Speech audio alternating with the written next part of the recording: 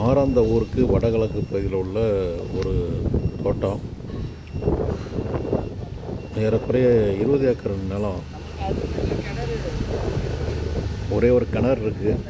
இதற்கு முன்பு தோட்டம் வைத்தவர் எத்தனை போர் போட்டு மூடினாரோ தெரியாது. பைப்லைன்லாம் பூமி கீழே கிடக்கு, செதஞ்சு போய் கிடக்கு. இங்கே வர்ற ஸ்கேன் ரிப்போர்ட்டை நம்பலாமா வேண்டாமாங்கிற தயக்கத்தில் தான் ஒவ்வொரு ஸ்கேனாக எடுத்தது. முதல்ல 5 ஸ்கேனு மிக பெர்ஃபெக்டாக வந்துச்சு.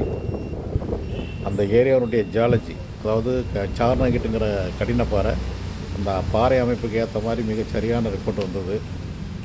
அவங்க கிணத்துக்கு நேராக ஒரு ஸ்கேன் பண்ணும்போது அதில் 2 பாயிண்ட்டு நிறைய தண்ணி இருக்க மாதிரி ரிப்போர்ட் வந்திருக்கு. அது பைப்லைன் எஃபெக்டாக இருக்கலாம், அல்லது கிணறுக்கு நேராக அதே அலைன்மெண்ட்டில் பார்த்தனால அதனுடைய எஃபெக்டாக இருக்கலாம். அதில் சந்தேகம் இருக்குது. அதை மீண்டும் ரீசெக்கப் பண்ணும்போது அதில் தண்ணி இல்லைன்னு ரிப்போர்ட் வந்துச்சு. ஒரு ஈரப்பதம் மட்டும் காமிக்கி 80 அடி ஆழத்துக்குள்ளே, 40 அடியிலேருந்து 80 அடி ஆழத்துக்குள்ளே. மொத்தம் இந்த பகுதியில் 12 ஸ்கேனு ஆய்வு பண்ணி செஞ்சதில்லை. 6வது ஸ்கேனு, 9வது ஸ்கேன் மற்றும் இந்த இடத்தோடு சேர்ந்த இன்னொரு ருத்ராஜ் அவங்க இடத்துல ஒரே ஒரு ஸ்கேன், முதல் ஸ்கேனில் மட்டும் அடையாளம். மொத்தம் 5 ஸ்கேன் மட்டும் அடையாளம் செய்யப்பட்டிருக்கு. இந்த ரிப்போர்ட்டினுடைய நம்பகத்தன்மை கேள்விக்குறியாக இருப்பதால், ஏன்னா பைப்லைன் கண்ட இடத்துலையும் பைப்லைன் கிடக்கு. அவர்கள் போரல் போடும்போது என்ன காண்டாக்ட் பண்ணணும்.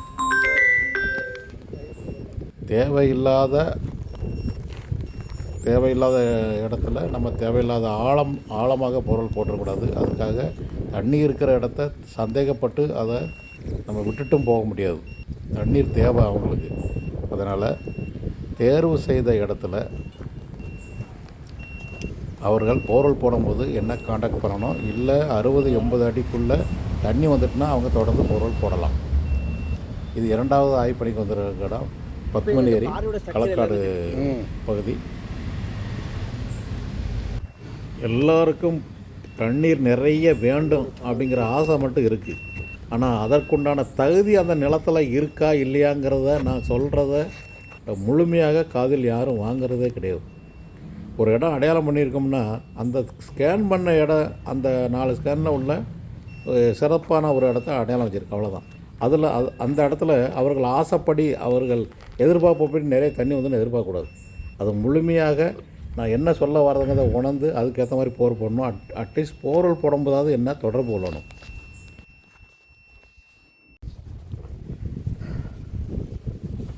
இது பத்மநேரி பகுதி. எந்த விதமான இடைஞ்சல் எதுவுமே இல்லை. போர்வெல் போடலை, கிணறு இல்லை, பக்கத்தில் பைப்லைன் இல்லை, உள்ளபடியான ரிப்போர்ட் வந்திருக்கு. இவங்களுக்கு 3 ஸ்கேன் இந்த இடத்துல எடுத்து,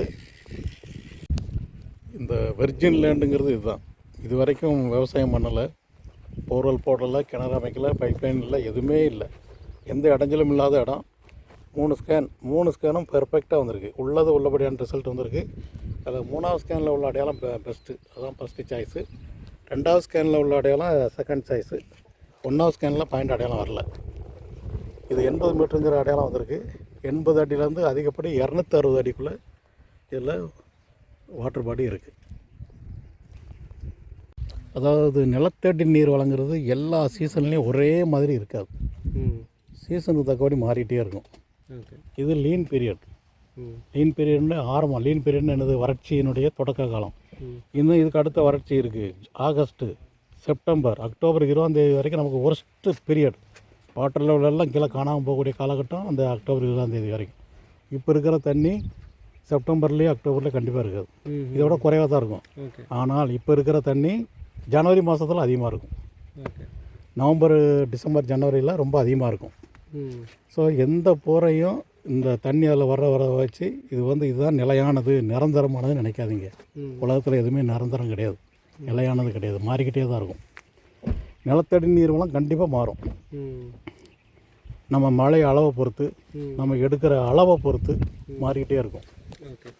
இந்த விஞ்ஞான முறை நிலத்தடி நீர் ஆய்வுங்கிறது இந்த மாதிரி இது வந்து வெர்ஜின் லேண்டு, எந்த விதமான டிஸ்டர்பன்ஸ் இல்லை, இயற்கையான மண்.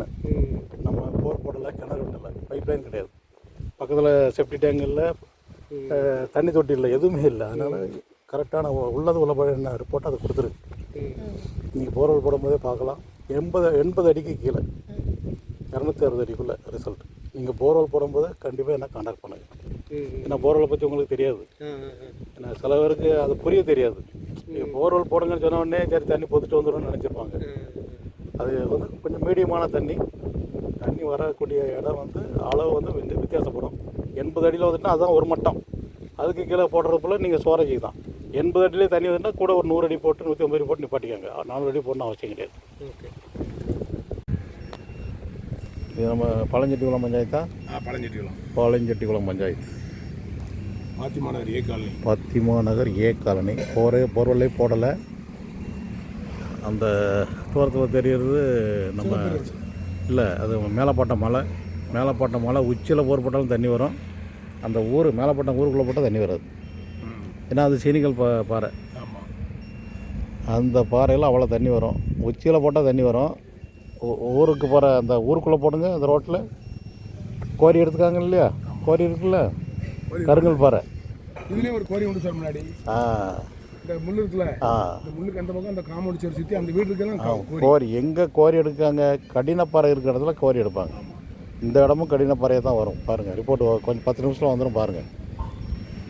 இதில் எவ்வளோ தண்ணி இருக்குது இல்லைங்கிறது 400 அடிக்குள்ளே ஸ்கேன் பண்ணிகிட்ருக்கேன். 400 அடி போதும் இல்லைங்க.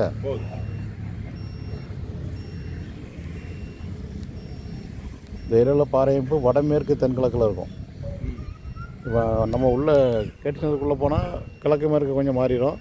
இந்த இடத்துல வடமேற்கு தென்கிழக்குங்கிற திசையில் இருக்கும்.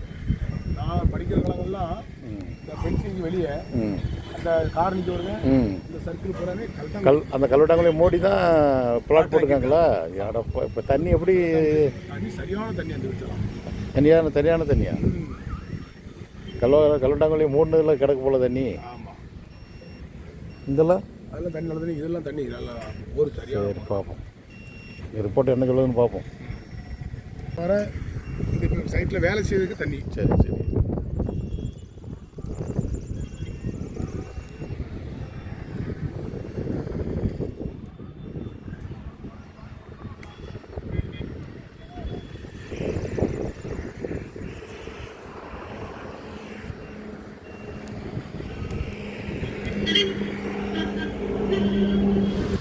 மாறாந்த முதல் ஸ்கேன் ரிப்போர்ட்டு அடையாளம் இல்லை. பொருள் பாயிண்ட் எதுவுமே இல்லை. 2வது ஸ்கேன் ரிப்போர்ட்டும் அடையாளம் இல்லை. இதுலேயும் பாயிண்ட் எதுவும் இல்லை. 3வது ஸ்கேன் ரிப்போர்ட்டும் அடையாளம் இல்லை. அந்த மெயின் ரோட்டு பகுதியில் உள்ள ஒரு பிளாட்டில் 4வது ஸ்கேன் ரிப்போர்ட் அடையாளம் இல்லை. 20 அடியிலேருந்து 5வது ஸ்கேன் ரிப்போர்ட் அடையாளம் இல்லை. 6வது ஸ்கேன் கிணற்றுக்கு நேராக மேலே உள்ள ஸ்கேனில் 2 பாயிண்ட் அடையாளம் இருக்குது. அதை சந்தேகப்பட்டு திரும்ப ரீசெக்கப் பண்ணதில் வந்த ரிப்போர்ட் இது ஈரம் பசை தான் தெரியுது. இது 8வது ஸ்கேன் அடையாளம் இல்லை. 9வது ஸ்கேன்லேயே 2 பாயிண்ட் அடையாளம் இருக்குது. இது 10வது ஸ்கேனு, இதில் 1 பாயிண்ட் அடையாளம் இருக்குது. 11வது ஸ்கேன் அடையாளம் இல்லை. 12வது ஸ்கேனில் ஒரு கம்ப்ரஸர் ஓடக்கூடிய ஒரு பாயிண்ட்டு இருக்குது. இது களக்காடு பாயிண்ட் 10 வினாடி பாயிண்ட்டு. முதல் ஸ்கேன் அடையாளம் இல்லை. 2வது ஸ்கேனில் ரொம்ப சுமாரான ஒரு பாயிண்ட் அடையாளம். 3வது ஸ்கேனில் ஒரு பாயிண்ட் அடையாளம். இதில் தான் போர்வெல் போட பரிந்துரை செய்யப்பட்டிருக்கு. இது பாளையஞ்செட்டிக்குளம் வீட்டு மனை பாயிண்ட்டு. வடகிழக்கு மூலையில் ரொம்ப ஈரம் மட்டும் இருக்குது. அதில் தான் போர்வெல் போட பரிந்துரை. உங்கள் நிலத்தின் தகுதிக்கு ஏற்ப என்ன நீர்வளம் இருக்குங்கிறது தான் உணர்ந்து போர்வெல் போட்டு அந்த தண்ணீரை பயன்படுத்தி அதற்கு ஏற்ப விவசாயம் பண்ணணுமே ஒழிய உங்கள் எதிர்பார்ப்புப்படி பேராசைப்படி தண்ணீர் கிடைக்கணும்னு எதிர்பார்க்கக்கூடாது.